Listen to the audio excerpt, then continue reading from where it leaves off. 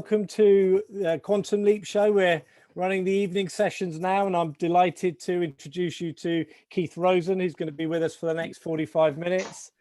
Keith is the CEO of Profit Builders, which is named one of the leading coaching organizations worldwide. Since 1989, he's delivered programs to over 3 million sales leaders on 6 continents. Keith is going to give us a masterclass, I'm sure, in leadership and performance skills that can help us develop and motivate sales teams, even when we're working remotely. So I'm going to hand you over to Keith and with the keys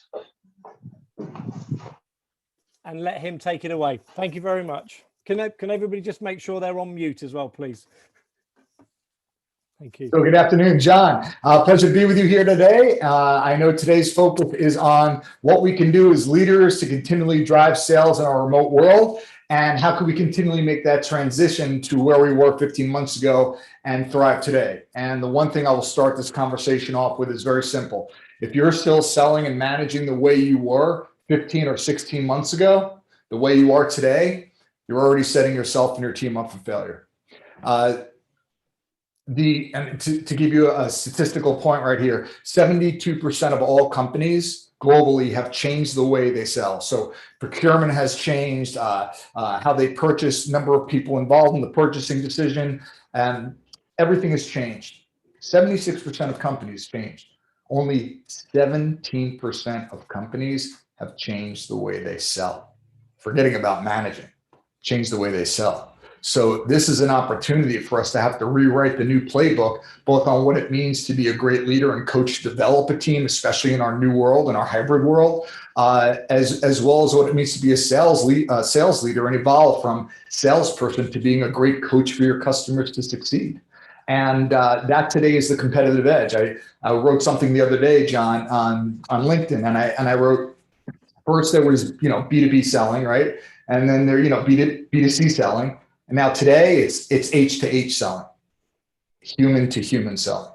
And companies today need to be able to work with their people and their leaders to identify the deeper, richer, and critical conversations that they need to have with their people and with their customers and prospects that they never had before. I mean, after all, right now you're in my home. Welcome to my home, my office, my studio, my happy place. And we've never had this level of exposure to people's lives before. And a lot of managers and sales professionals have no idea how to leverage that as an opportunity to foster the deeper connections that we need to make today. And to me, as far as I'm concerned, the new sales strategy today, the new leadership strategy today is care.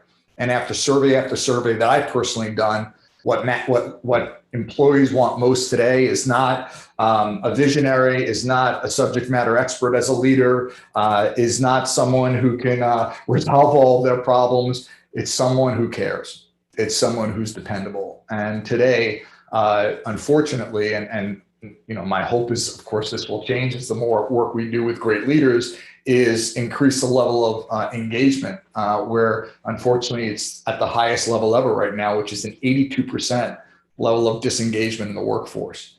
So it presents a new opportunity to create a new rule book of how you engage with people and develop those critical conversations, some of which we'll be probably talking about today. So John, I'll turn it over to you. We could expand over with some questions that came in at all.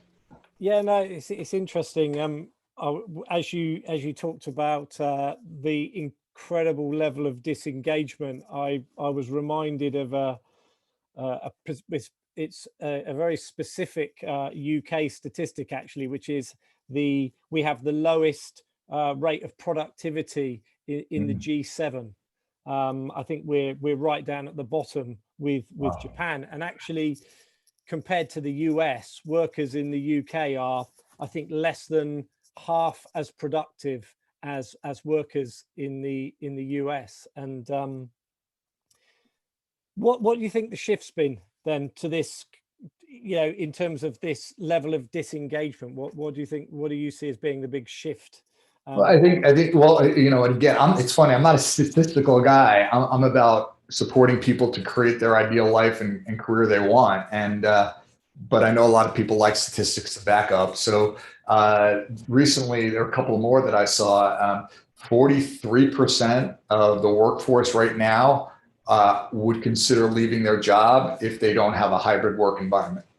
Because before that, about 40% of companies never even had remote an opportunity to work. Well, now it's expanded the line of vision for every company that they can do this, and they can do it virtually, and it becomes a quality of life. And that's what people want today. They want more balance in their life. And John, back to your point about the level of disengagement, again, 67% of all managers have never been trained in how to manage a remote team. Forget about coaching, not even to manage. So that contributes to the sense of isolation, disconnect, support that people are all starving for, including us, including our managers as well. And the problem is, there's no rule book.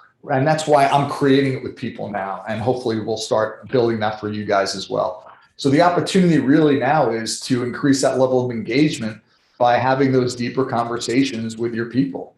And just to be on the court with this and be specific, some of the questions that you probably haven't asked, and it's my assumption, with your team as a leader might sound like so. Mr. or Mrs. Direct Report, what are you doing every day to ensure that you're honoring your responsibilities at work without compromising your personal values and priorities at home? How are you turning off work at the end of the day so that you can be productive, present, and engaged with your family and your loved ones? How are you taking care of yourself? How are you making self-care non-negotiable? Because in this time, if you're not taking care of yourself, you can't take care of other people. How are you setting boundaries between work and life? These are just some of the questions that managers, salespeople, no one's been asked these questions because no one even thought about it. And even now that I share this with leaders, they say, well, these are great questions, but wait a second, do I need to bring HR into this conversation? I don't know, it sounds like a very personal conversation. Hey, the rules are different now. This is what your people need most, and it's probably what you need most too. So that being said, it goes back to tying into, what are these deeper conversations that you've never had before that we really need to master to deeply engage, not only with our directs and our coworkers, but with our clients and prospects every day. Yeah, it's interesting. There was a report out yesterday, or I read something on the news that said that Deloitte, which is one of the big four global consulting firms, have basically just said none of their staff team have to come back to work. And they're the only kind of major corporate now that has basically said to their entire workforce globally, wow, you can work from home, you can carry on whatever you want to do. If you want to come in the office, that's fine. And so you're right. The last 18 months has kind of ripped up the old playbook, and we are now trying to find our feet in this new remote world. And, the other thing that's interesting, which I'm sure you'll touch upon, is the fact that we've possibly got, for the first time ever, certainly 4, maybe 5 different generations and different ways of thinking in the workplace. And I'm just interested to know how you think that the new, the millennials and I don't know what the generation after them are even called now, how they're influencing kind of us older folk in terms of driving this new agenda. Yeah. I'm not a fan of branding people, and I think we can get in trouble doing that. It can turn into very costly assumptions. So regardless of the generations, and again, there's not a generation out there today that has ever gone through this before. How do we re-engage with them? Well, to me, it comes down to this, and I'll kind of take a step back for a second and just share why, unfortunately, most companies fail at coaching. Number one, they don't know what it is, and there's no framework or initial alignment globally around the company. So I'll give you a specific example. I was speaking to head of sales enablement the other day, and he said, listen, Keith, we want to bring you in. We want you to work with our leadership team.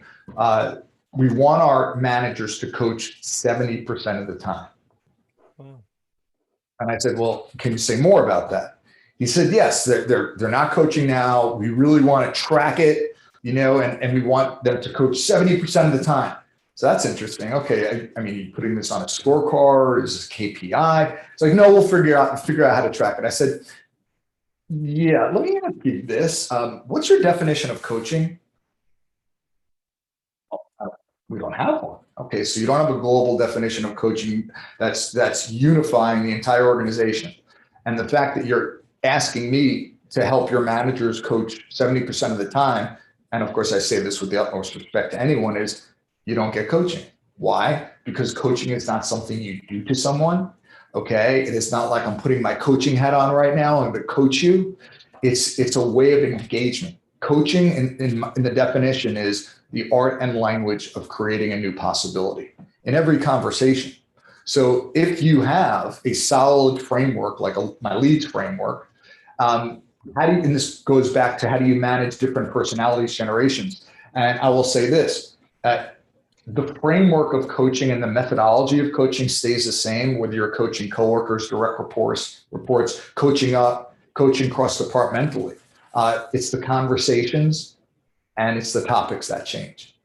And that's the way you can create a holistic coaching culture or even a solid subculture on your team. And that's really why there's less than 1% of all organizations have a true coaching culture.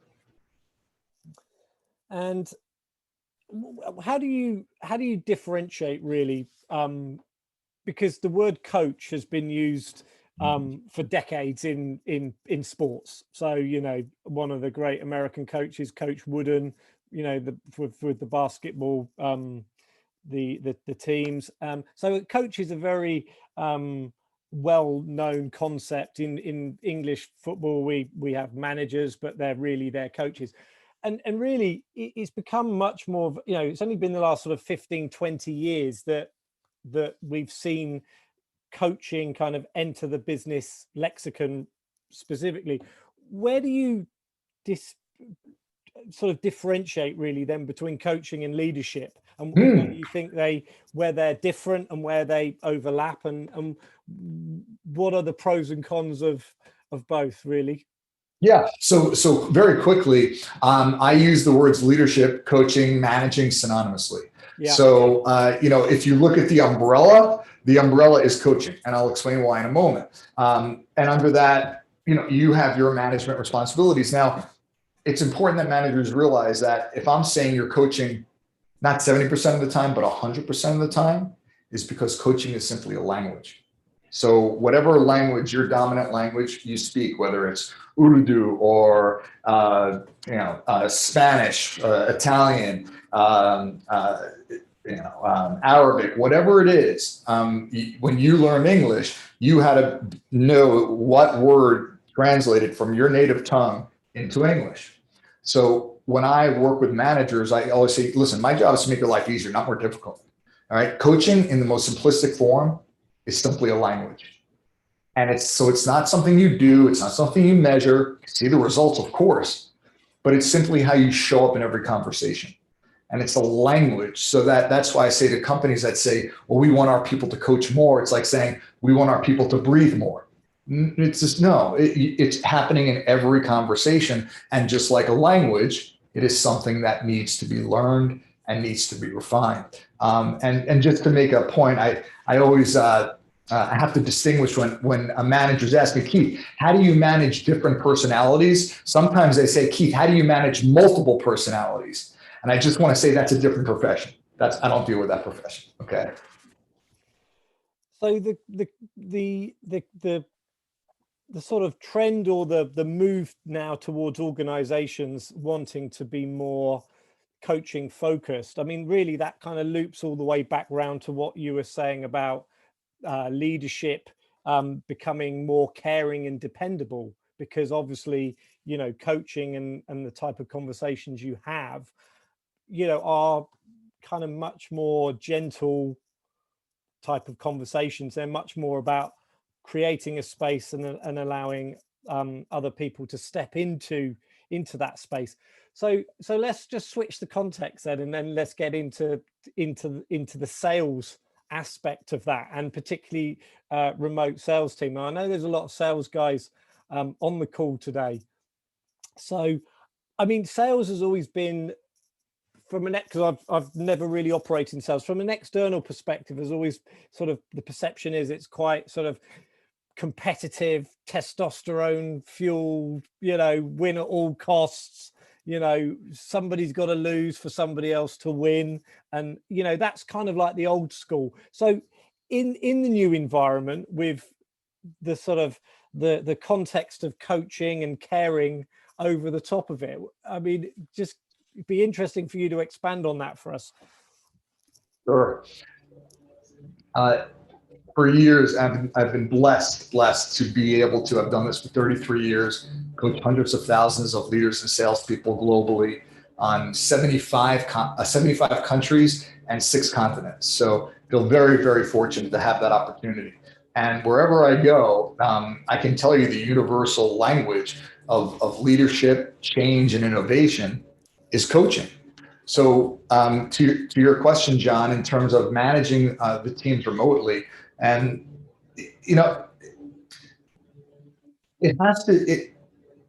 I look at the sales process, and I'm going back 20 years ago, say, and I was working with a management team, and we were going through the coach training program, and I don't know, maybe half day goes by, and one of the managers says to me, "No, Keith, none of this stuff, this coaching stuff applies to sales." And I'm like, "Yeah, it does." And then I heard it again. I heard it again. I heard it again. And I'm thinking the universe is definitely trying to tell me something. And then I realized sales training is dead. Okay. Doing more of what doesn't work doesn't get you close to where you want to be. People don't want to be sold. All right. They want to be enrolled. They want to be consulted. They want to be coached. So what I've done now, which is the first and only course out there that does it, is I actually forget about the sales training. I will teach every salesperson how to become a consultative coach so they can coach their customers to succeed. Not only does it make your job less stressful and more fun, but you're going to deliver a ton more value to your clients. So what does that mean? It means leading every conversation with questions, not answers. It means being insatiably curious. It means being fully present and engaged and detaching from your agenda so you can truly give value. I mean, there's a lot of the inner game, of course, that goes on to that. But it's interesting because now that I have this course that I've been delivering for years and telling for years, listen, future of selling is coaching customers. Well, the future is here now, is now for every salesperson that really learns the acumen and methodology behind coaching, number one, it's your competitive edge. And number two, when you get now promoted to a management position, you're prepared. You're prepared to lead, rather than the typical manager being the chief problem solver, running around and solving everyone's problems. I'm sure no one here has ever done that. Is my sarcasm translating? Okay. Yes. So the one thing I will always share with managers is this: if you want one good reason to learn how to coach, it's because number one, it's how you build confidence in your people. And I'll tell you this, you can't scale dependency. You can't scale dependency. And I actually was doing a training program with a bunch of salespeople earlier today. And we were just talking about specific questions on how to open up a call and what they're doing. And, you know, I'm just listening to their approach, and I say, time out, guys. What questions are you beginning every meeting with when you're selling? You know, and all of a sudden it's, well, Keith, you know, we jump in, we say hello, and then I dive right into my presentation. So, well, wait a second, time out.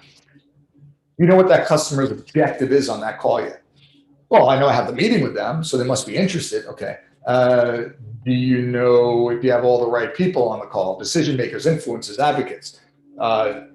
No. Okay. Well, do you know how much time they have? Well, I booked the meeting for an hour, but things happen, and they could probably jump off the line in 30 minutes. Okay. Do you know what would make this call valuable for them? Yeah, no, I didn't. Well, wow, you missed about 7 good questions that every salesperson needs to ask before they move into a presentation. All right. And I have a free course on Udemy, guys. So feel free to jump on it and take it, how to deliver the perfect presentation. The bottom line is this: it's not a presentation anymore. It's a conversation. All right. So the whole show up and throw up model doesn't work. And the whole, hey, Mr. and Mrs. Prospect, I have 100 slides in my PowerPoint that I'm going to bore you with because it's important to me, not important to you.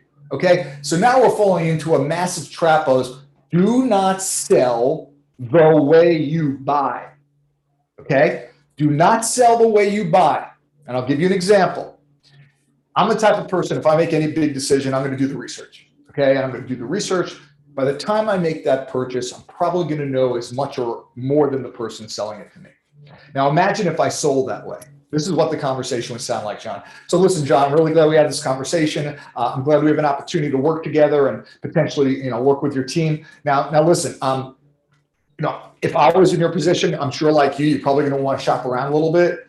And I know price is probably an issue too, and budget, I get all that. So I'll tell you what, why don't you shop around, speak to some other companies, and let me know what the best price is that you got. And then, on your own terms, just come to me and give me a call back. I would be an epic failure if I sold that way. So how do you then align the way you sell with the way a customer likes to buy? The only way you can do it is by asking the right questions and coming from that mindset of being insatiably curious. So now with the things that I rattled off, and by the way, John, happy to share these other additional slides and PowerPoint so you can share it with everyone watching, is Mr. and Mrs. Prospect. What are your expectations of our time today? Mr. and Mrs. Prospect, how much time do we actually have carved out for this meeting? Mr. and Mrs. Prospect, what would make this call as valuable to you as possible? Okay, so now you set it up. You know what they want, you know the timeline, you know what's most important to them, and then you deliver on it.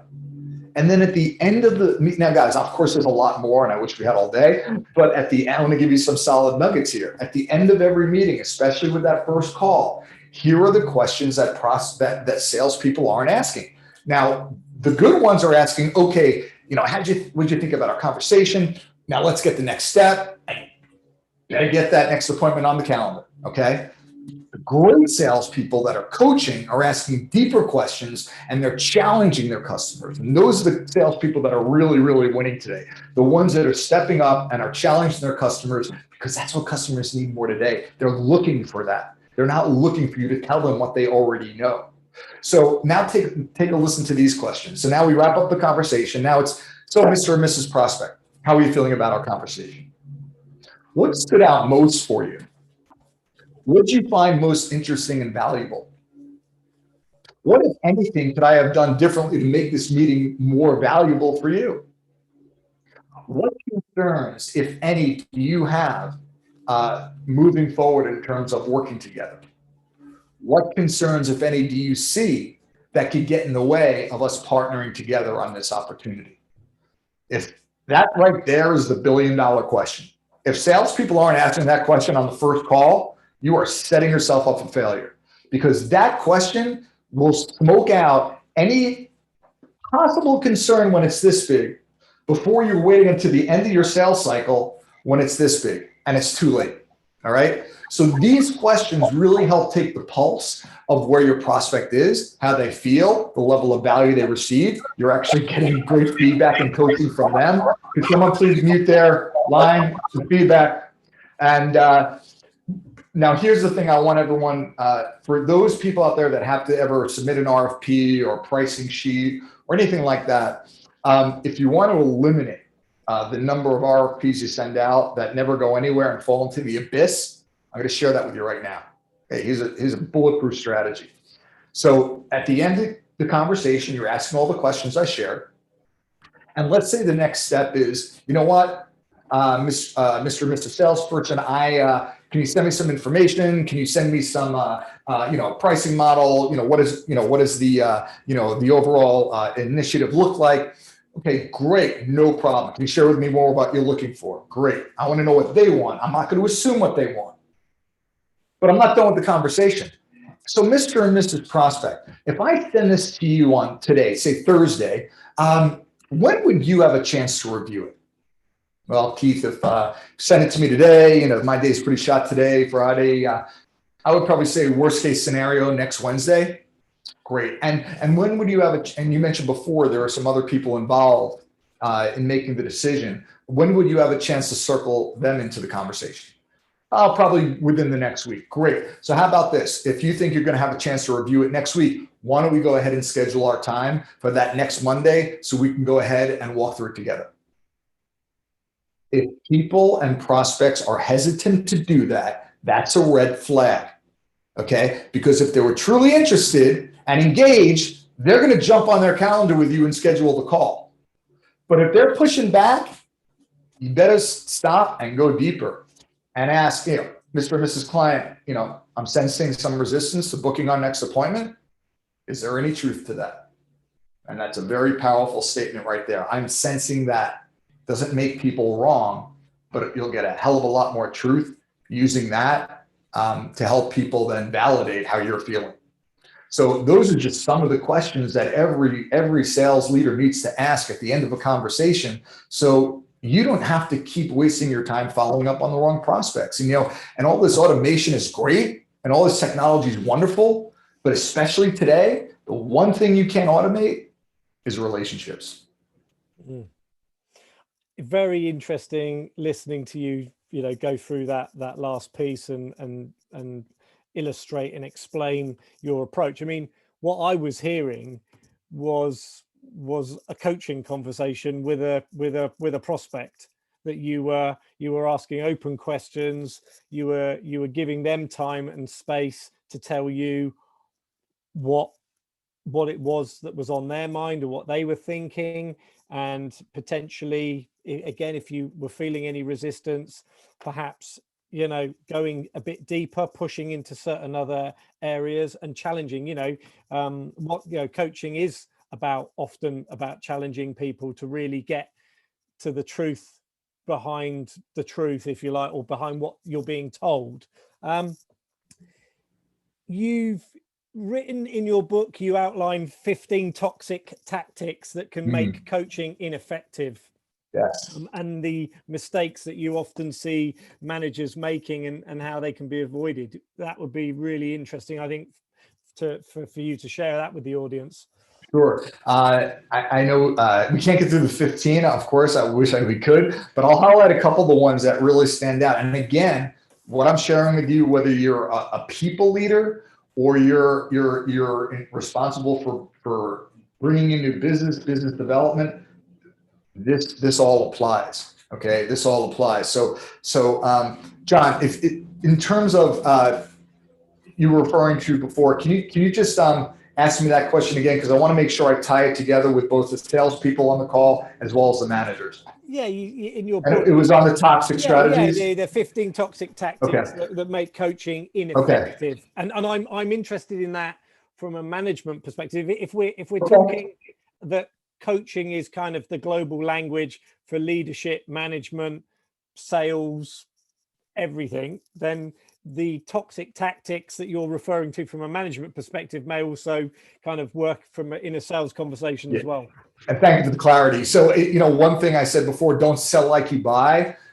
When you're managing, one of the biggest toxic traps is don't coach in your own image. So just like selling, don't sell in your own image. Coaching in your own image sounds like this. When I was in your shoes, this is how I handled it. So you should do it this way. Well, all you're doing is you're building robots. You're building mini me's. And the real cost is I have yet to meet any manager that doesn't want a team of independent, accountable, self-driven people. But here's a paradox. Managers actually create the very problems they want to avoid. So let me walk through this real quickly. Salesperson goes to their manager looking for help. Manager wants to help. I've yet to meet a manager that doesn't want to help someone. Problem is the manager doesn't know how to coach, but they are a subject matter expert and they've been in that person's role. So what happens? They default to what they know. And then they share their experiences. They share their opinion and how they want you to go about doing things. So right off the bat, we're creating the very dependency we want to avoid. Because if you were my manager, and I know every time I come to you, you're going to give me the answer, I don't have to use my brain. You're going to do all the critical thinking. Well, you're going to do all the critical thinking for me already. Second thing is, what happens when you give an answer? And what happens when the answer you give does not work? Then they get to come back to you and say, hey, boss, it's not my fault. This is your fault. You told me to do this. So congratulations, we actually rob the people of the very accountability we want to instill. So we got to relinquish our role as being the chief problem solver and empower our people for them to solve their own problems by using questions that are allowing them to self-reflect and come up with answers on their own. Which is simple as coaching question is, what's your opinion on how to resolve this? Okay. And and going back to toxic tactics here, we need to make that shift away from coaching in our own image, because where it bleeds into always is we motivate in our own image, right? And then we run around and say, don't you want to make more money? Don't you want to make more money? Don't you want to make more money? And some of your people saying, you know what? I'm really comfortable with my salary right now. But if you worked harder, you can make more money. Well, actually, I don't want to work harder right now. I'm a good corporate citizen. I do my job. I'm hitting my number. But you can do so much better if you just worked on the weekends. But I don't want to work on the weekends. I value my time and my family. And this is a great example, actually, of another toxic trap, John. You can't care more about the other person's job than they do. You can't want more for the other person than they want for themselves. So even though you're coming from a good place, if we're not clear with what motivates them and truly inspires them, and the only way we know is if we actually sit down and have this conversation with them. Otherwise, we're making costly assumptions, okay? You could wind up pushing a good performer out the door, all right? Of course, we all want a team of 8 players, but the reality is I'll be very happy, and most managers I hear will be very happy with their solid Bs, their As, coaching their Bs up to As, and there's no room at the winners' tables for the C players. So that's another common trap to avoid. And really building off that, the other thing is, quite frankly, being present. And this is not a go be, this is a go do. And that's what people think. And no. This is not a go do, this is a go be. A go do is, here's a strategy for you to use when you coach. A go be is, how do we shift our mindset and actually shift our behavior? So I think today more than ever, and try to laser this down, it's a pretty cerebral conversation, but a critical one. It goes certainly beyond coaching and selling, is because every organization is result driven, and every single person has a target on their back in sales. You globally are all victims of your occupation.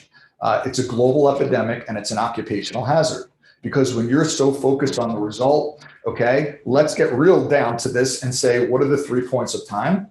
The past, the present, and the future. Where does the result live? The future.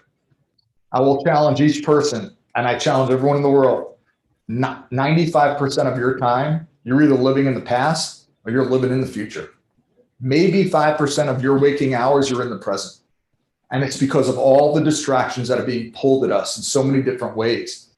We have to be mindful of living in the present. It is not easy. And of course, if we had more time, I wish we could talk, meditation tactics and centering tactics, which I hope people have, and taking care of themselves every day and have their own morning ritual. But being present is not easy. And the last time I checked, life happens now, not tomorrow, not what's next. So, and I'm not saying to abandon your goals, but I will share this duality, is to be mindful of your goals. They're not going anywhere. Focusing on them doesn't make them manifest any faster. So be mindful of them while engaging in the moment. It's a duality, okay? And what I don't want for people is them to consider, say, once I achieve this, then I'll be happy. Once I hit my number, then I'll be happy. For how long? 2 minutes? And then the number resets again, guys, to 0. Okay? So what I don't want for you is to make your happiness, your peace of mind, and your confidence conditional on external factors. All right, so now we're getting into the point of how do you develop the impenetrable confidence of a champion. So you, unfortunately, have been lied to As a matter of fact, the whole entire planet has been lied to when it comes to confidence, because confidence is a social construct. And I have yet to meet anyone prior to introducing this, and this is also the inner game, everyone. It's also about being present in the moment, okay? And we have a relationship with confidence and results. So if we hit a result, confidence goes up. Confidence goes up, we get a better result. Get a better result, confidence goes up. But what happens when we don't achieve the results we want? Uh-oh, confidence drops. Confidence drops. We're not as sure of ourselves in the next meeting. Oh no, confidence goes down. If anyone wants to know the root cause of a sales slump, I just shared it with you. It's not activity, it's mindset, okay? And here is the opportunity for you and for you to coach other people on developing unconditional confidence. And I'm going to share this with you in about 2 minutes. One of my favorite quotes is by an Arabic philosopher, Hafez. And he says, I am happy before I have a reason. And it's, to this day, one of my favorite quotes. Because what does that imply? It implies that happiness is a choice. You know what else is a choice? Confidence. But you see, you don't know that model, because the only model we know is that if I achieve results, then my confidence goes up. Okay, got to do better, my confidence goes up.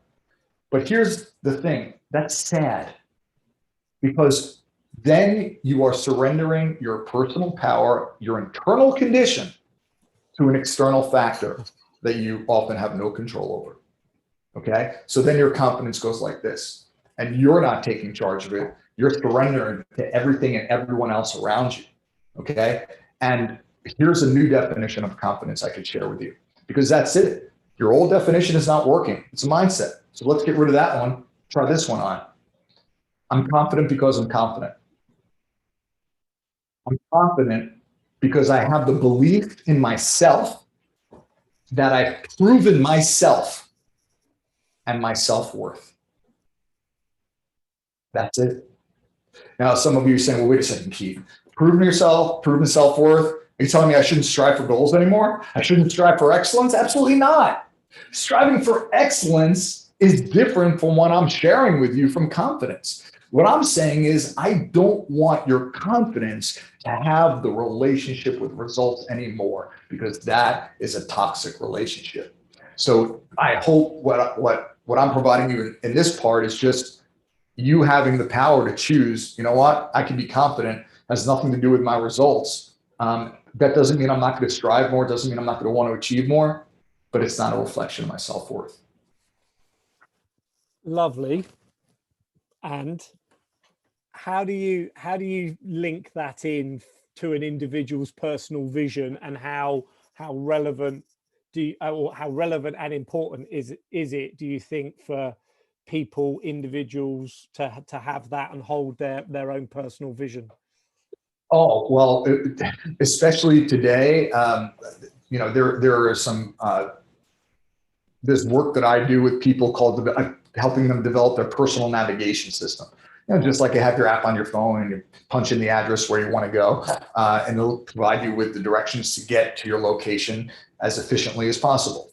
Well, we all have our own personal navigation, our North Star, our internal compass. Problem is, it's been designed by reaction rather than designed by intention. So imagine this. Imagine if you were able to wake up every morning, and from the time you wake up to the time you go to sleep, you're able to engage in the activities that not only move you closer to your professional goals, but also keeps your life in balance and harmony, because you're not sacrificing your personal priorities for work. And there's a great opportunity right now to be able to redefine how we work and live at home. You know, if you're that person that's answering emails and texts Friday night and over the weekends, you know, why do you think that's happening? Because you train the people around you that is okay. Well, now we have an opportunity, because the rules are being developed as we go, for you to set new boundaries around how you want to live your life and run your business. So that you have an opportunity now to reset boundaries with your prospects, with your clients, with your team, with your boss. That's an opportunity that everyone has now. And that in and of itself, imagine the impact of the quality of life there. So, getting back, John, to vision, how can you create your ideal lifestyle and engage in the things that keep your life in balance while moving you every day to your goals if you don't have a goal? And most people don't know how to set goals. And then the reason why, even if they set goals, it's the wrong goal, is because they didn't take the time to truly articulate and write down what their core values are. So what's a core value? A core value is who you are when you're fully self-expressed. So if you ask me what my core values are, and guys, this all ties into sales and productivity. The more you grow, the more you can help your people grow. A value is who you are when you're fully self-expressed. So for example, some of my values, connection, adventure, extreme self-care, creativity, love, family. And just to name a few things, travel. If we are not honoring our core values, you will feel off. You'll feel off. So then now that you have your values, what's your personal vision? That's the problem. People start from the bottom up. You got to start from the top going down. You got to start with, okay, wait a second. What's the ideal picture of my ideal life? If I gave you a blank palette and with all the colors on the palette and a blank canvas, and you were to paint your perfect life, what would it look like? If I asked any of you right now, if you could send me your personal vision, I'm going to make an assumption that most people don't have it written down. And if they do, it's not fully baked.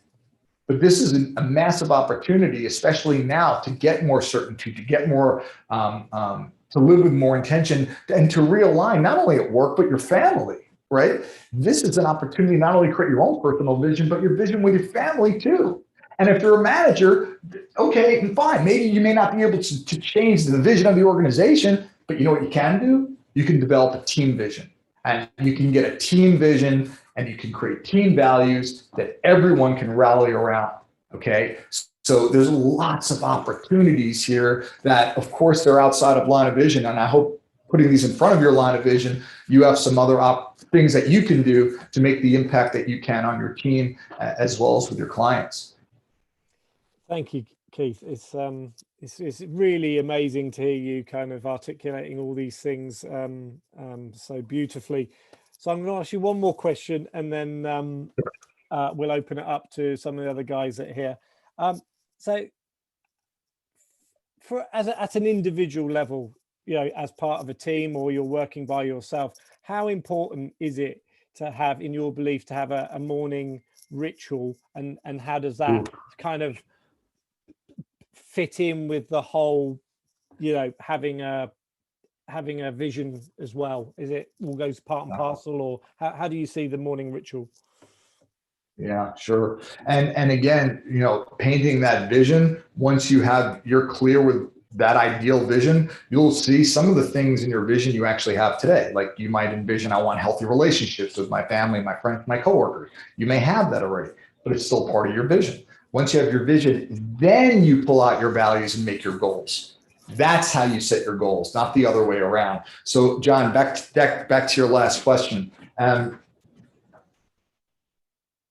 have a personal morning ritual that I do, again, it's the constant question I hear is, Keith, how do I maintain my emotional state? How do I maintain a positive state of mind?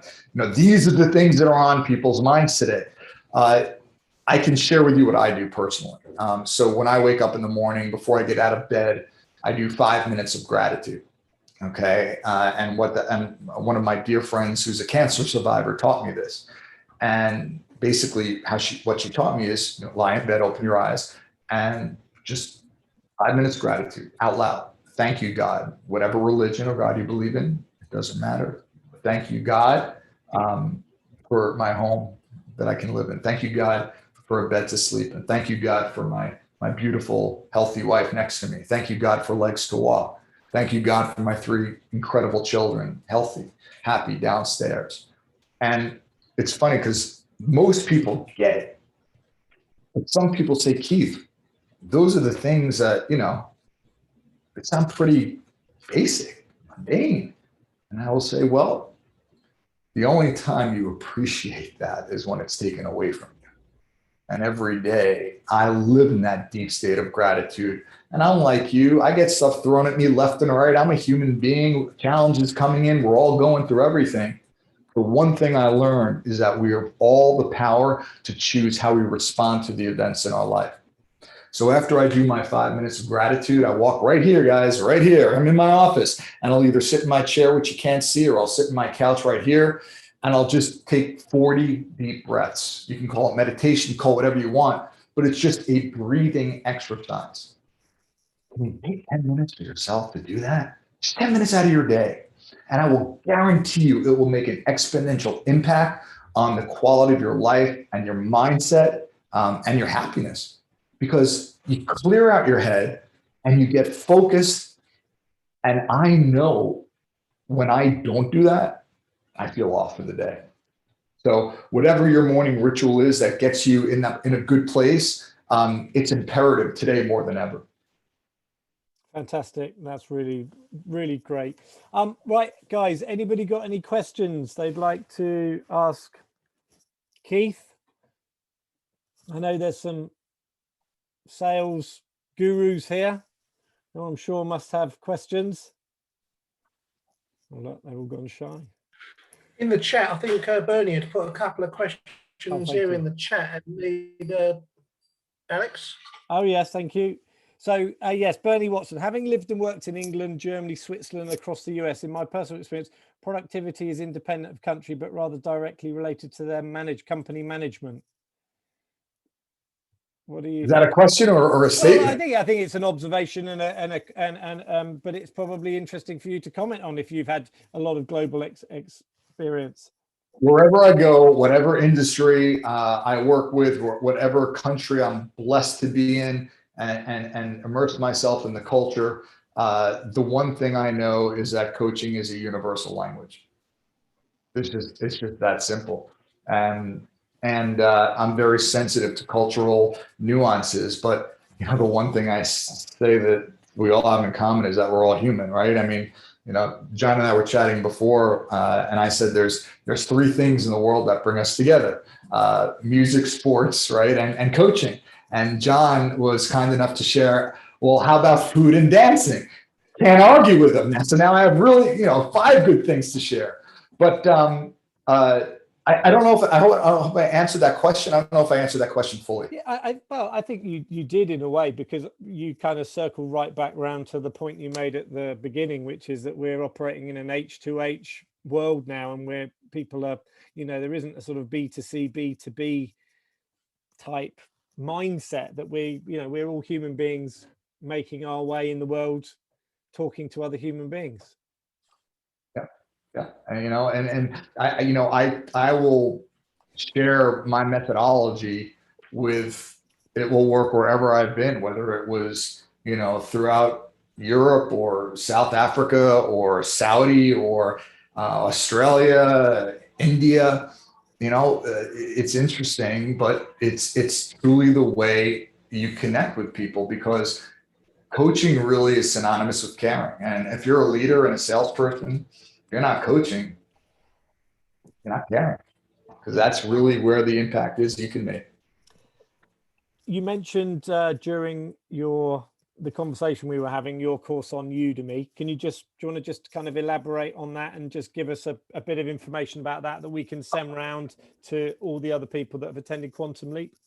Absolutely. Yeah, I created during the pandemic. I'm used to traveling 2 weeks out of the month. Had a lot more free time on my hand. To my wife's dismay a little bit. Married 25 years this year, very blessed. But she has asked me, when do you think your next travels is?